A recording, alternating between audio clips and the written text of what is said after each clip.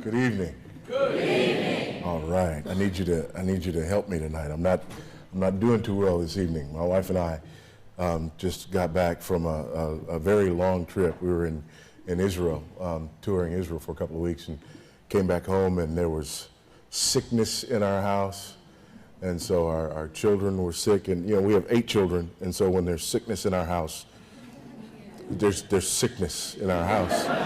And so I came back and got sick, and I turned 44 yesterday. And I feel every day of it right now. So I need you to do better than that, all right? I bring you greetings from the Republic of Texas.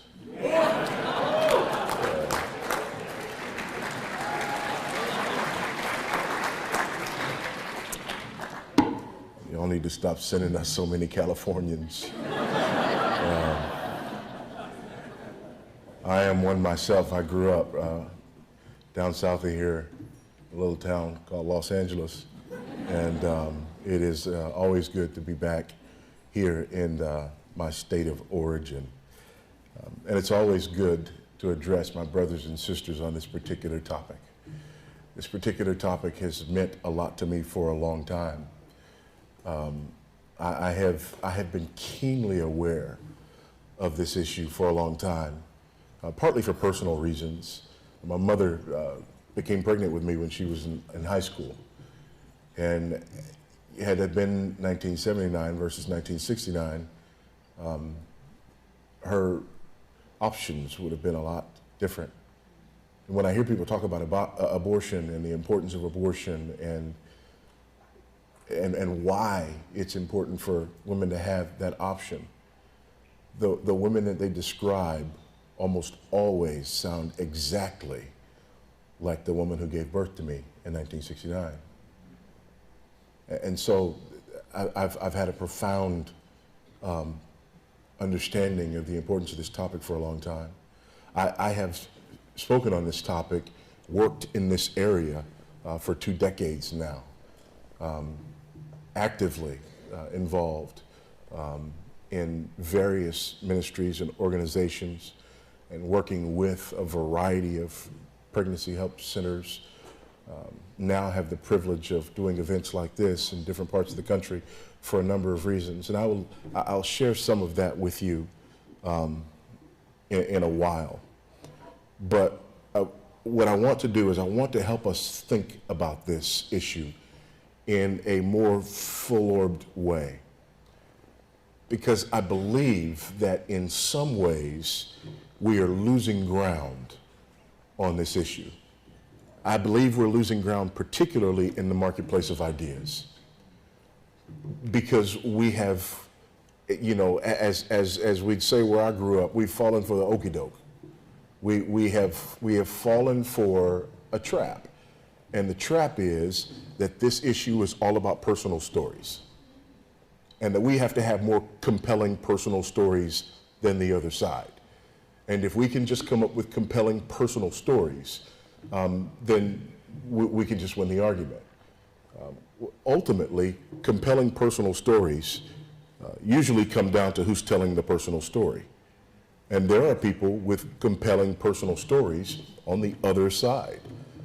There are people who will talk about having had an abortion and having had their life basically rescued because they weren't saddled with a child, so to speak. So if all we're about is personal stories, then that becomes a problem. If all we're about is personal stories, then we fall for another trap. And this I see in the political arena, where now what we do is, as pro-lifers, we believe that the most important thing that we can do is have, female political candidates, because if you're a man, you can't talk about the abortion issue because you don't have the personal experience or personal story. Bad move, because you have just let our opponents determine the battlefield, which always gives them a tactical advantage. But we fall into it because we already fell into the trap of it's all about personal stories. It's got to be about more than that. if for no other reason than we are people of the book. Amen? Amen. We are people of the gospel. It is not about my personal story. My personal story has very little relevance. Why do I need to give you my story when I have his story that I can tell you? The gospel is actually his story, not mine. But we don't believe that. And that's part of the problem. So, what do we do when we find something like this? This is an article, I won't read you the whole article, but I will tell you up front that I'm going to read extensively from this article, from salon.com, earlier this year, earlier this year, from January. And the title is, So What If Abortion Ends Life? The subtitle, I believe that life starts at conception and it's never stopped me from being pro-choice. Now, I want you to listen to this, and you'll understand why I believe we need to read extensively from this as you listen to this woman's line of reasoning. Because basically, pro-lifers have drawn a line in the sand. Abortion stops a beating heart, abortion is murder, yada, yada, yada. And she's going, okay, we'll give that to you. And we still believe abortion ought to be legal. But listen to her. Here's the complicated reality in which we live. All life is not equal. That's a difficult thing for liberals like me to talk about, lest we wind up looking like death panel loving, kill your grandma and your precious baby stormtroopers. Yet a fetus can be a human life without having the same rights as the woman in whose body it resides. She's the boss. Her life and what is right for her circumstances and her health should automatically trump the rights of the non-autonomous entity inside of her. Always. When we on the pro-choice side get cagey around the life question, it makes us illogically contradictory. I have friends who have referred to their abortions in terms of scraping out a bunch of cells. And then a few years later, were exultant over the pregnancies that they unhesitatingly described in terms of the baby and this kid. By the way, powerful point there. She's absolutely right. That these people on the one hand would have an abortion and say, no, it's just a lump of cells.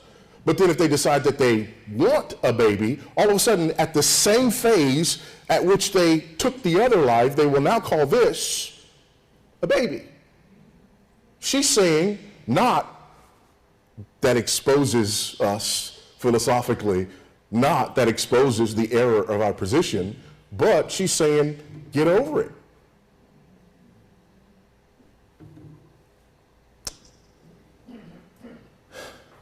I know women who have been relieved at their abortions and grieved over their miscarriages. Why can't we agree that how they felt about their pregnancies was vastly different, but that it's pretty silly to pretend that what was growing inside of them wasn't the same? Fetuses aren't selective like that. They don't qualify as human life only if they're intended to be born. When we try to act like a pregnancy doesn't involve human life, we wind up drawing stupid semantic lines in the sand. First trimester abortions versus second trimester versus late term, dancing around the issue, trying to decide if there's a single magic moment when a fetus becomes a person. Are you human only when you're born? Only when you're viable outside of the womb? Are you less of a human life when you look like a tadpole than when you can suck on your thumbs?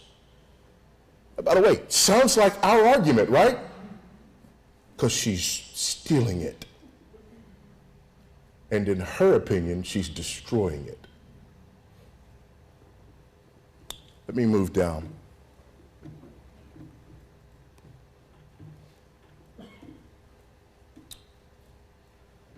The majority of women who have abortions, and 1 in 3 American women are already mothers.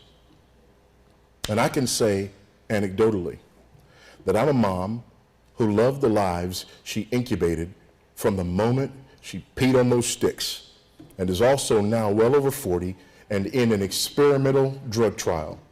If by some random fluke I learned today I was pregnant, you bet your ass I'd have an abortion.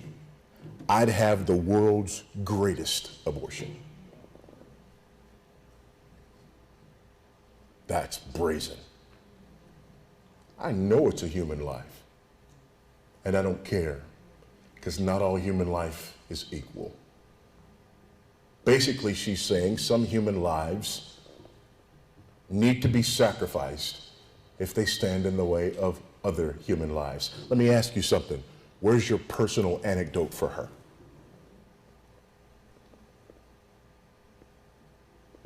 What do you say to her when she steals your thunder on the abortion stops a beating heart argument?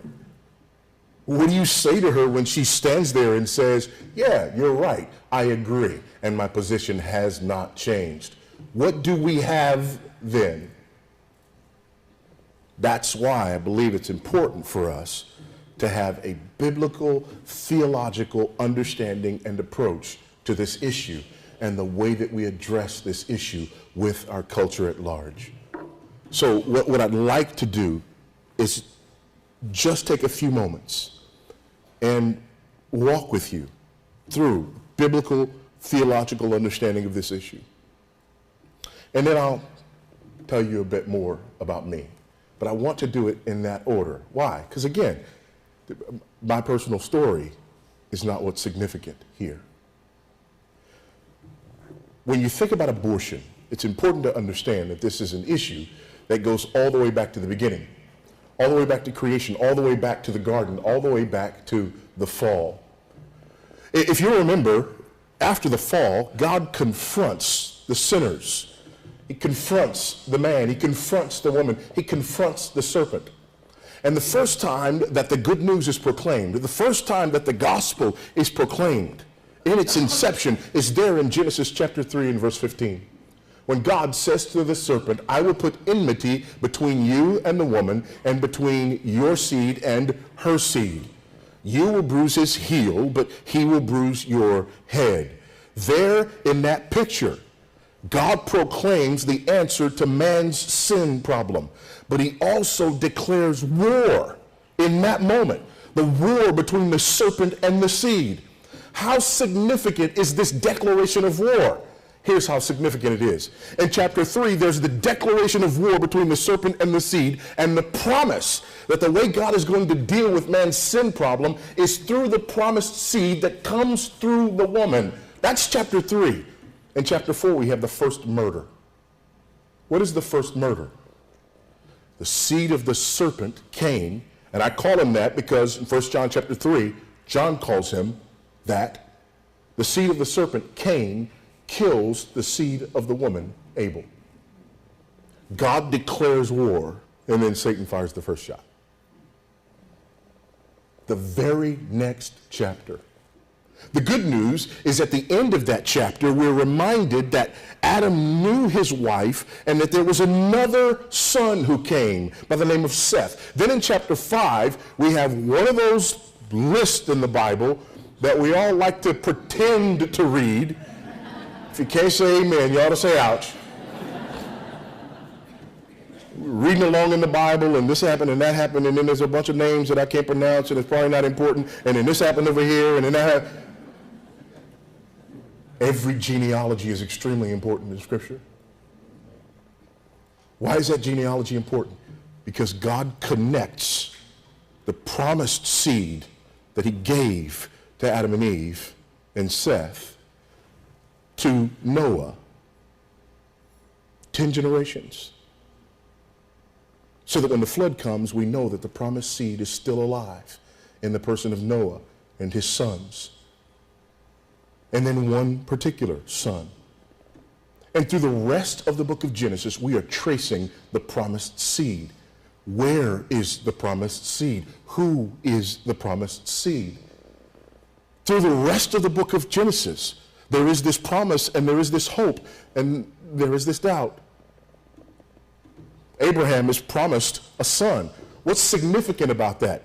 That his wife is beyond seed-bearing years. God promises a seed. The next link in the chain appears to be broken because this woman cannot do what God says women are going to do to bring about the one who will end this curse. So what do? Do we go to Hagar and Ishmael? No, we don't. We wait for God to provide the promised seed, Isaac. Next we have twins. Well, it must be the older, right? No, because this is not about birth order, it's about election. The older will serve the younger. It's not Esau, it's Jacob. Now we got 12 sons from a variety of different women. How do we figure this one out? Well, maybe because Jacob was so in love with the one, that they're going to come from her, right? It's going to be Rachel, certainly, because of this wonderful love story. No, he gets stuck with the other one.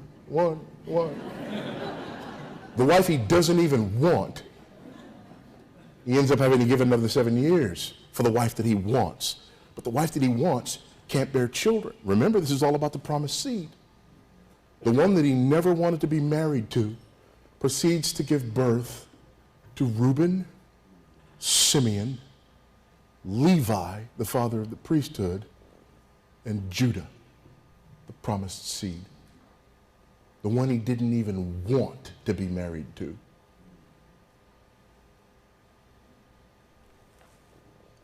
Very next book in the Bible opens up with what? Pharaoh, seed of the serpent, who gives the order to kill male children born to the Hebrew women. The war between the serpent and the seed. And it goes on and on and on. We come to the New Testament, and amazingly, Matthew opens up with what? A genealogy. Why? To connect you to Genesis chapter 3 and Genesis chapter 4, so that you know that Jesus Christ is the promised seed. What happens next? Herod tries to do what Pharaoh tried to do. Why? The war between the serpent and the seed. All the way to Revelation chapter 12, where we see this picture of this dragon and this 7 heads and these 10 horns. And what happens? There's a woman who is about to give birth, and he is there to devour the child. The war between the serpent and the seed, from Genesis to Revelation. Folks, abortion is spiritual warfare. And you don't win spiritual warfare with personal stories. Get away from me, devil. I've got a compelling story.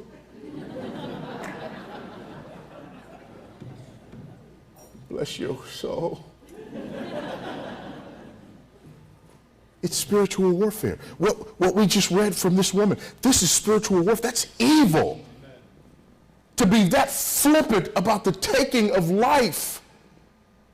I wouldn't just have an abortion, I have the world's greatest abortion. She's talking about killing somebody. She doesn't bat an eye. That kind of hardness of heart, spiritual warfare. This is a spiritual battle. So what is our message to the culture at large?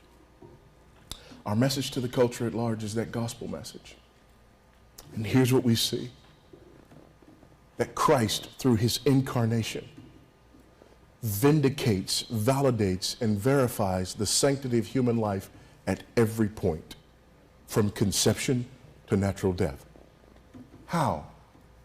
Folks, he could have come to this world in any way, shape, form, fashion he chose. But God chose conception and every step of the birth process, thus validating, verifying the sanctity of human life while it's in the womb, all the way to the end of life, where God the Son experiences death, thus validating and sanctifying even that part of our experience. But here's the other thing. He also validates and sanctifies human suffering. God the Son suffers and dies. He doesn't just die. He suffers and dies. So from conception, we know that life is sacred and set apart because God has told us so through having his Son, the second person of the Trinity, go through every phase of that process. The human life and the human experience itself is validated and verified and sanctified by Christ because he experiences it. Death as a part of human life. He experiences it, and suffering prior to death. So that whether we're talking about protecting babies in the womb or protecting people when they are weak and frail at the end of their lives from being cut off from the suffering that Christ validated, it's all the same theological principle. That's the story. Not my story. Christ's story. That's the one that gives us the biblical theological foundation upon which to build our argument. He even validates human sexuality and the way that we use our sexuality. Whoa, now wait a minute now. I haven't heard about stuff like this. Never think it was a movie about that. You know, Jesus, he didn't do no sex stuff. No, actually, he didn't. But his first miracle is performed at a wedding. The motif that he uses to communicate his relationship between himself and his followers is that of betrothal, a wedding, and consummation. That's what he chooses to communicate what he's about and what he's doing and the redemption that he brings to his people. We are referred to as the bride of Christ. So that now this same Christ who for us validates and verifies the sanctity of human life from the moment of conception until its end in death also verifies and validates and sanctifies for us the very purpose of human sexuality.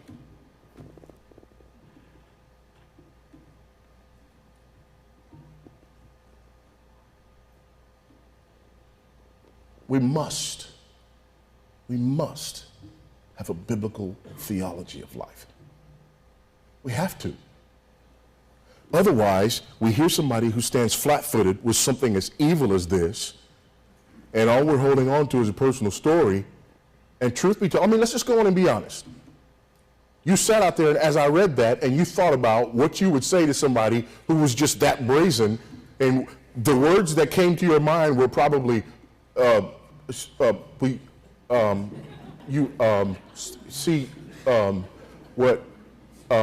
what had happened was, there is an answer. But here's what you need to know. Because this is spiritual warfare, we don't have an answer, that is some sort of, magical judo or jiu-jitsu move.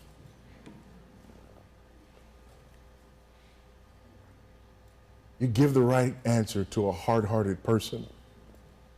You know what happens? They go find another question. Isn't it always like that? Again, we spent 2 weeks in Israel and we're going from place to place and we're seeing all these places where archaeology has verified and validated what we find in the Bible. By the way, there's never been an instance where archaeology has invalidated anything from the Bible. And so we have things like, the people at Pontius Pilate.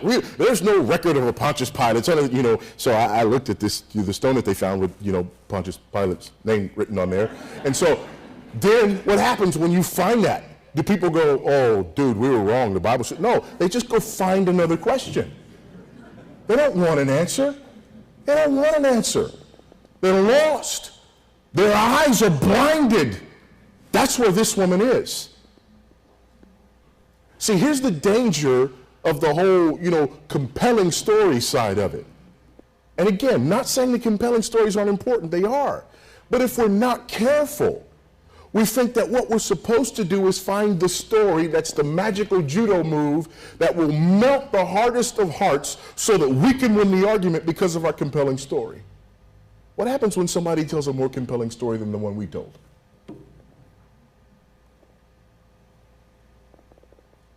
I love it when Paul goes to Corinth. We read there in 1 Corinthians chapter 2, when I came to you, I determined to know nothing among you save Jesus Christ and him crucified. He goes on later in verse 5 to explain himself. Why? So that your faith might not rest on man's wisdom, but on God's power. We preach Christ and him crucified. That's what we preach. We have a biblical theological understanding of the sanctity of life. That's what we preach. Knowing all the while that there are those people out there for whom it will mean absolutely nothing because of the hardness of their hearts. But you know what? I'm not in the hard heart business. Amen? I'm not. I'm not in the hard heart business. I'm just in communications. My daddy handles sales, okay? I'm not in the hard heart business. But guess what? I'm not ashamed of the gospel because it is the power of God unto salvation. The gospel is the power of God, not my compelling story, the gospel. Now, my compelling story may earn me a hearing. Now, let's get to that part. But again, we have to understand it in that context, that our compelling story may help earn us a hearing. But that's all. It can't be all that we have. It may earn us a hearing, but we don't rest on that. We rest on the gospel. And so here we are, armed with our biblical theological understanding of the sanctity of human life, prepared to communicate that to people. And perhaps, I've had this happen. I've had this happen to me. You know, well, you're a man, you don't understand. Yeah, that's I do understand. I absolutely do. I understand because I sat at a graduation and bawled my eyes out several years ago at a graduation. Couldn't even watch the graduation. Why? Because they called my 48-year-old mother's name. She walked across the stage and graduated at 48. Why? Why? Because at the top of her class at 18, she got pregnant with me. And her whole life was put on hold. Won't you tell me I don't understand this? I get it. I more than get it. But I don't just get it because of that. I get it for other reasons as well. I get it because I'm a man who's married to a woman, and we've been married. This is our 24th year of marriage. And so here we are, we're married, and God has given us these 2 children. And we got married the summer between my sophomore and junior year in college. And people thought we were just absolutely nuts for doing that. And whatever. Man finds a wife, he finds a good thing. I found my good thing. I was like, what you want me to wait on, man? You know? Non-Christian people they didn't have any problems with it. It was Christian people who had the problems with it. Christian people, they were the ones. Yo, you doing what? You getting married? Yeah, I'm getting married. Why you getting married? You got 2 more years of school. Why are you getting married? What you mean, why am I getting married? You want me to wait 2 years before I get married? I'm getting 2 years? Are you crazy? The wisest man in the Bible, the strongest man in the Bible, and the most godly man in the Bible all fell to sexual sin. I am not wiser than Solomon. I am not stronger than Samson. I am not more godly than David. I'm getting married. And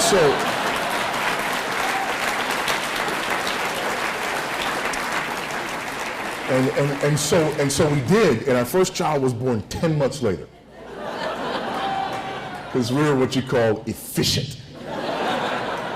And so here it's my junior year in college, you know, and so I got a child, and everybody really thought we were crazy. I mean, they just, you know, they really thought we were crazy.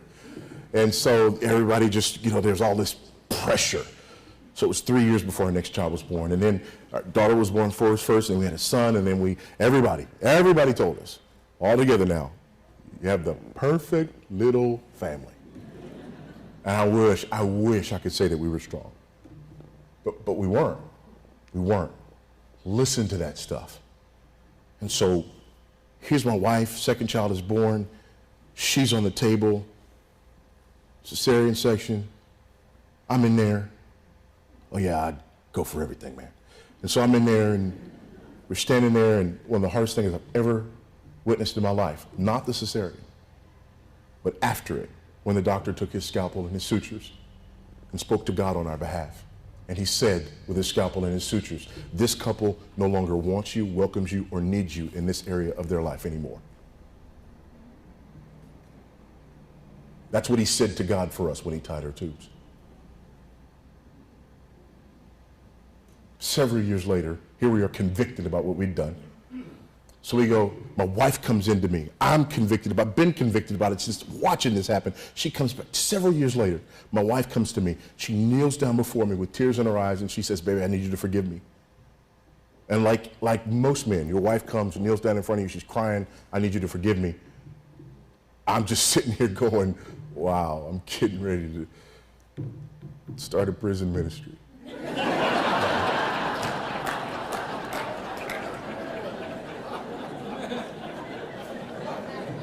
Just tell me who he is and where I can find it.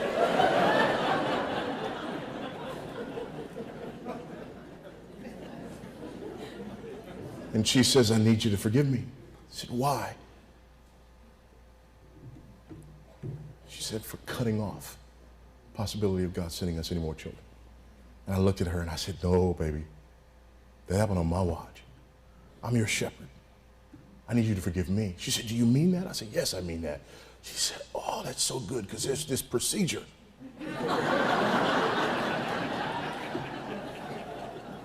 And it costs. So we went to another doctor and we said, doctor, we want you to tell God we didn't mean what that other doctor said. He comes back and he tells us there's nothing he can do. One of the most awkward moments for me as a man, as a husband, ever. Because I'm extremely disappointed, I'm crushed. But I know that my wife is not only crushed, but she's crushed because I'm crushed. So I have to be crushed enough to identify with her, but not too much so that I don't crush her more. All the men in the house know exactly what I'm talking about. And so both of us had been thinking about the same thing, and we determined we need more children. And so we determined that we were going to adopt. And so we walked into an adoption agency. And we said, listen, we would love to adopt 2, 3, 4, 5 kids. If that's all right with you guys. Lady gets up from her desk and walks away. Did not make us feel all that confident. She comes back with the director of the agency. She says, tell her what you just told me. I said, we would love to adopt 2, 3, 4, 5 kids from you guys, if that's okay. And they just start crying. See, here's something you need to understand. There are very few black adoptive families in the United States. Very few. In fact, I got a call just last year from an adoption agency, because now we hear from them all the time. We do. This is an adoption agency in Abilene, Texas. And anyway, the call came from them. They said, if you guys know anybody, if you can help us. A birth mother came into the adoption agency, a black birth mother who said that she wanted her baby to go to a black family. And he had contacted, please listen carefully, 1,000 other agencies and could not find one home study ready black family who would adopt his child. That's what it's like. That's what it's like. And so we finish our paperwork and we get a phone call. We're not even finished with our background checks and everything. We get a phone call, you're matched for the baby. Like, what about, we're supposed to like finish stuff. How do you know this is, what happened? The lady comes and she tells us, listen, we heard this young woman's story and we knew that this was your baby. I said, why? Young woman had come into the agency. She had called him after she had delivered. She contacted the agency and told them her story. 1 year earlier, she and her cousin were driving around downtown Houston area. They were carjacked and raped. She was on Depo-Provera, these birth control shots, which should have aborted any potential pregnancies. So they didn't give her the morning after treatment, which would have aborted any potential pregnancies. Several weeks later, she realizes something's going on. She finds out she's pregnant. She picks up the phone, calls Planned Parenthood, says, "I was raped, I'm pregnant, please help me." He told her, "Come in immediately, we'll figure out a way to help you." Her own words now. She sits in the abortion clinic, looks up at the clock, feels like it's taking too long. And as she looked at the clock, she says, "It just dawned on me, this baby hasn't done anything wrong. Somebody will love this baby and adopt this baby." 8.5 years ago, she put that baby in our hands. And that was our first adoption. Our next adoption was a 14-year-old victim of incest. We didn't know at the time that she was a victim of incest. It wasn't until 2 years later that I had to go to a neutral location and meet with 2 plainclothes detectives so that they could take a DNA swab from my 2-year-old in order to convict this family member who was 40-something years old. So when people talk about, exceptions for rape and incest, they're talking about our first and second adopted child.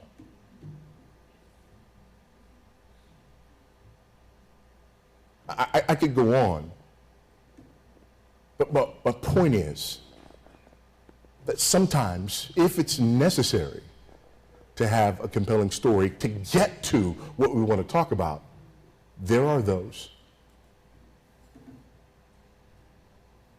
And so we have a almost 23-year-old, a 20-year-old, an 8-year-old, a 6-year-old, 5-year-old, 4-year-old, a 3-year-old, a 2-year-old, and a 1-year-old.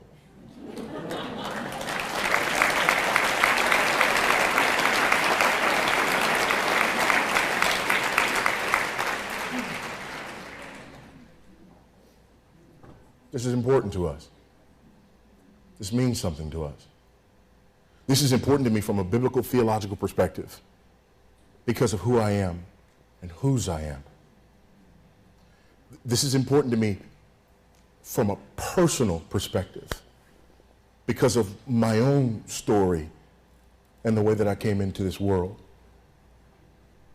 This is also important to me because 6 times over the last 8.5 years, God has given us the privilege of saying to young women, not only give your baby life, but give your baby to us.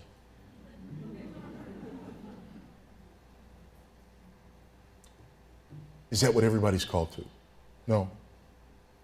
No, I don't believe that. I don't argue that. But I believe if you understand this issue from a biblical theological perspective, you're called to something.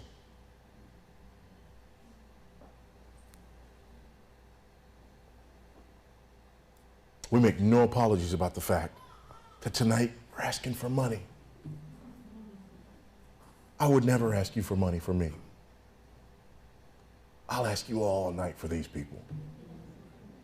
We're asking you for money. Why? Because for some of you, that's what you have to do. That's what you have to give. And so we say, do that, give that. If that's the way that God has gifted you, and if he's brought you here, and that's the yes that you can give tonight, give that yes tonight. For others of you, though, there's a place for you to serve. For others of you, you can increase the number of people who stand next year when the volunteers stand. For some of you, that's what you have to give. That's what you have to offer. Some of you can give money and volunteer. Amen, hallelujah, praise the Lord. Okay? Others of you, perhaps God has put it on your heart. God has put it on your mind to open up your home.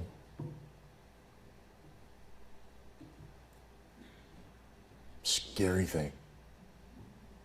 It's an incredible blessing. It's an incredible blessing. Here's what's ironic. We have no idea whatsoever if God's through sending us children. None. We've said we want 10. We've got 8. But, this could be it. And we've thought about that the last few times. And so now our youngest just turned 1 at the end of February. Actually, he was born February 29th last year. So he didn't really have a birthday this year. But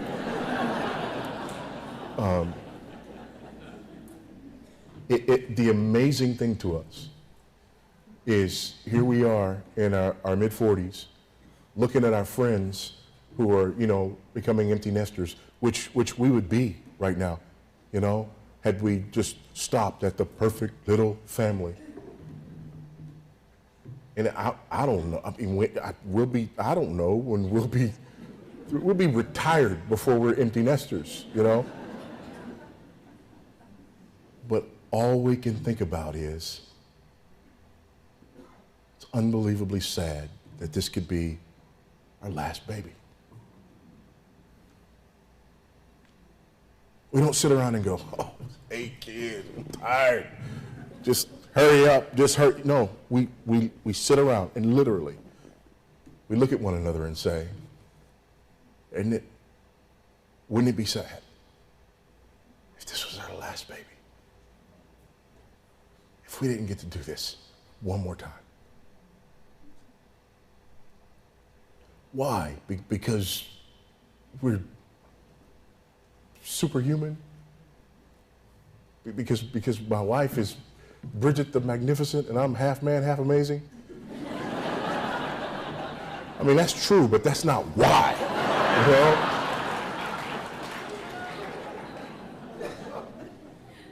In all honesty, the answer is, how can we see what we see, know what we know, believe what we believe, do what we've done, and then come to a point where we say, we're out of the fight. Because with people writing pieces like this, the fight's just warming up. And whether you acknowledge it or not, you are part of this fight. If you can give tonight, get in the fight and give. If you can volunteer tonight, get in the fight and give. If you can open up your home, get in the fight and give. But by all means, don't leave this place without making a determination by God's grace that you will put to use that which he has given to you to bring glory and honor to him and to proclaim the sanctity of every human life from conception to natural death, because it is fitting in the context of the gospel of our Lord and Savior Jesus Christ. Amen.